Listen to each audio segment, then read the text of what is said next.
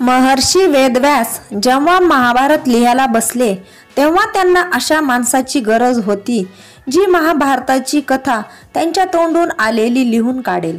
या कामासाठी त्यांनी श्री गणेशजींची निवड केली। गणेशजींनीही ते मान्य केले, पण त्यांची एक अट होती की संपूर्ण महाभारताचे लेखन क्षणभरही न थांबता पूर्ण करावे लागेल। गणेशजी म्हणाले, तुम्ही एकदाही थांबलात तर मी लिहिणे बंद करीन। महर्षी वेदव्यास यांनी गणेशाची ही अट मान्य केली, पण वेदव्यासांनीही गणेशापुढे एक अट ठेवली आणि म्हणाले, गणेश, तू जे काही लिहिशील ते समजून घेऊनच लिहिशील। गणेशजींनीही त्यांची अट मान्य केली। दोघेही महाभारत लिहायला बसले।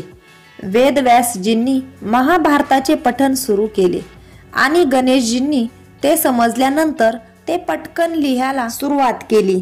काही काळ लिहिल्यानंतर गणेशजींची पेन अचानक तुटली।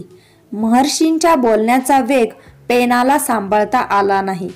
गणेशजींना समजले की आपण थोडे गर्विष्ठ झालो आहोत आणि महर्षींचे सामर्थ्य आणि ज्ञान त्यांना समजले नाही। त्यानंतर त्यांनी हळूच आपला एक दात तोडला आणि तो शाईत बुडून पुन्हा महाभारताची कथा लिहायला सुरुवात केली। जेव्हा जेव्हा वेदव्यासांना थकवा जाणवायचा तेव्हा ते कठीण श्लोक पाठ करायचे, जे गणेशजींना समजायला आणि लिहायला खूप वेळ लागत असे आणि महर्षींनाही विश्रांतीसाठी वेळ मिळत असे।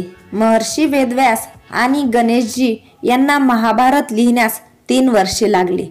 तर तुम्हाला ही गणपती बाप्पाची कहाणी कशी वाटली ते कमेंट करून नक्की सांगा आणि तुम्हाला व्हिडिओ आवडला तर व्हिडिओला लाईक आणि शेअर करायला विसरू नका। धन्यवाद।